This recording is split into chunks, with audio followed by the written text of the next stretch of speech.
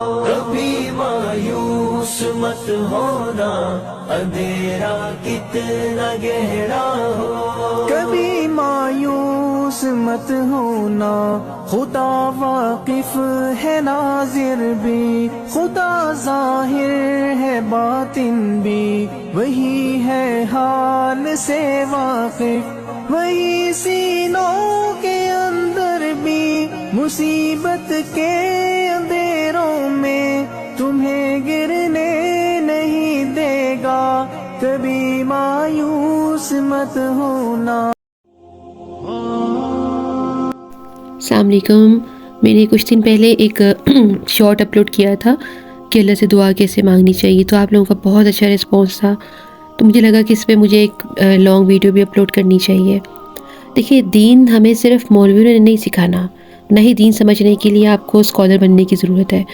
صرف ایک آسان سا کام ہے کہ آپ کو ترجمے کے ساتھ قرآن پاک پڑھنا ہے، قرآن پاک سمجھنا ہے. آپ کو یہ سمجھنا ہے کہ اللہ تعالیٰ کہاں کہاں ہمیں کیا کیا فرما رہے ہیں. اور انفارچونیٹلی وہ الٹا رہا ہے. ہم اپنے بچوں پہ بھی اور اپنے آپ پہ بھی، ایون سارا کا سارا فوکس ہمارا صرف اتنا ہی ہوتا ہے کہ ہمیں بس نماز کے اوپر ہمارا سارا فوکس ہے کہ ہمیں بس نماز پڑھنی ہے. اور میجورٹیز کے اندر نا نماز ہیبٹ بنتی جا رہی ہے. نماز وہ اس لیے نہیں پڑھتے کہ کسی کی بارگاہ میں جا رہے ہیں، ہم دو جہانوں کے مالک کے سامنے جا رہے ہیں اور اس لیے عبادت کر رہے ہیں کہ وہ عبادت کے لائق ہے، بلکہ 98% تو صرف اس لیے نماز پڑھی جاتی ہے کیونکہ ایک ہیبٹ بنتی جا رہی ہے.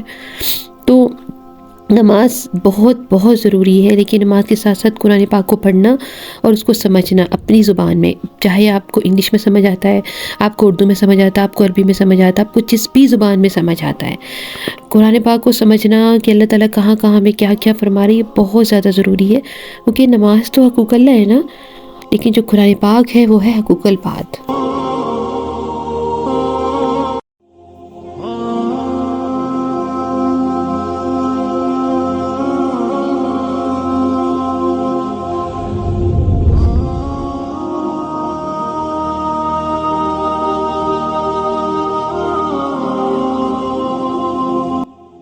میرا ایمان ہے کہ دعا کی قبولیت کا کوئی خاص وقت نہیں ہے.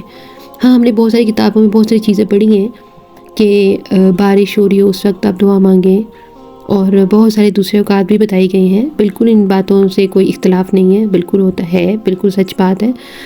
لیکن میرا ایک ایمان ہے، میرا ایک بڑا اسٹرانگ بلیو ہے کہ چاہے گھڑی ہے یا نہیں ہے، جب بھی آپ اللہ کی بارگاہ میں جاتے ہیں نا، روتے ہوئے، گڑ گڑاتے ہوئے، تکلیف کے ساتھ، دکھ کے ساتھ، ٹوٹے ہوئے دل کے ساتھ، روتی بھی آنکھوں کے ساتھ، آپ جب بھی اس کی بارگاہ میں جائیں گے، وہ کبھی یہ نہیں دیکھے گا کہ یہ دینے کی گھڑی ہے کہ نہیں، وہ دے گا. وہ آپ کو چاہے اس وقت سکون دے، وہ آپ کو چاہے اس وقت فوراً آپ کی مراد پوری کر دے، یا وہ جو بھی ہوگا وہ آپ کو تسلی دے، وہ کسی بھی شکل میں ہو سکتی ہے، مگر وہ دے گا. وہ یہ نہیں دیکھے گا کہ یہ دینے کی گھڑی ہے یا نہیں ہے. بس آپ کے دل میں تکلیف، آپ کے دل میں درد، آپ کا دل بے چین ہونا ضروری ہے.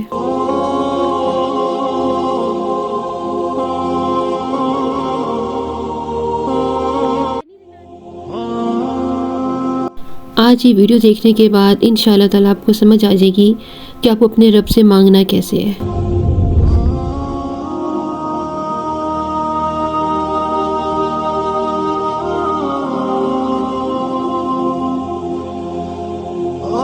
آپ جب بھی پریشان ہوں، تکلیف میں ہوں، تو 2 رکعت نماز پڑھیں، چاہے وہ وقت نماز کا ہے یا نہیں ہے. آپ نے یہ نہیں دیکھنا، آپ نے 2 رکعت نماز پڑھنی ہے. اور جب آپ کہیں گے نا، اللہ تو ہی میرا رب ہے، میں تجھ سے نہ مانگوں تو کس سے مانگوں؟ تو نے فرمایا ہے نا کہ مجھ سے مانگو، میں تمہاری دعاؤں کو سنتا ہوں، تو میں کیوں کسی اور سے بات کروں، میں کیوں کسی اور سے سوال کروں؟ میں تیرے محبوب کا وسیلہ لے کے تیری بارگاہ میں آیا ہوں، تجھ سے نہ مانگوں تو کس سے مانگوں؟ آپ کو پتہ ہے جب آپ یہ باتیں کر کے اٹھیں گے نا، تو پھر آپ اتنا سکون محسوس کریں گے، آپ اپنی ساری تکلیفیں بھول جائیں گے. کبھی کبھی پتہ ہے کیا کر لیا کریں، کسی جگہ پہ اکیلے بیٹھ کر اللہ سے باتیں کیا کریں، اللہ کو اپنی تکلیفیں بتائیں، اپنا درد بتائیں، اپنا ٹوٹے ہوا دل دکھائیں. جتنی دیر کرنی ہے بات، کس نے منع کیا ہے؟ وہ تو کہتا ہے مجھ سے مانگو، مجھ سے بات کرو، میں تمہیں عطا کروں گا. جب آپ اپنی ماں سے بھی ناراض ہوتے ہیں، کبھی کبھی پیار کرتے ہیں، کبھی ناراض ہو جاتے ہیں، اور جب آپ تڑپ کر اس سے بات کرتے ہیں تو ماں بھی تو سینے سے لگا لیتی ہے نا. تو تو جب آپ اللہ سے عرض کریں گے مولا بہت پریشان ہوں، بہت گناہ ہو گئے ہیں، کسی طریقے سے بچا لے، بولو نا جو بھی دل میں ہے، کون روک رہا ہے؟ جس زبان میں بھی بات کرنی ہے کرو، وہ تو دلوں کے حال سے بھی واقف ہے، آپ کی سب کیفیت دیکھ رہا ہے، اس کے گھر میں آئے ہو تو مانگو نا اسے۔